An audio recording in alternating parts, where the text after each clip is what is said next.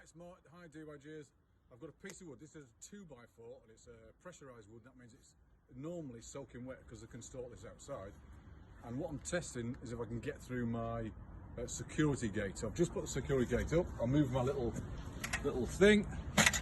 Now on here, I've got a frame which is also pressurised wood, and I put these noggins in at about 7 or 8 inch intervals all the way down, nice and parallel. And what I'm going to do is just see, because Mark is sleeping in this, Mark Tyler's sleeping in this one tonight. So I've put this in with 1, 2, 3, 4, 5, 6, 7, 8 noggins. There's 8 noggins going across of 2x4. The frame's 2x4, and then this steel sheet on the top, which is 1.2mm galvanised steel. And I've put 48 screws across the noggins. So it's held in with about 100 screws. So we'll just see if it's strong enough.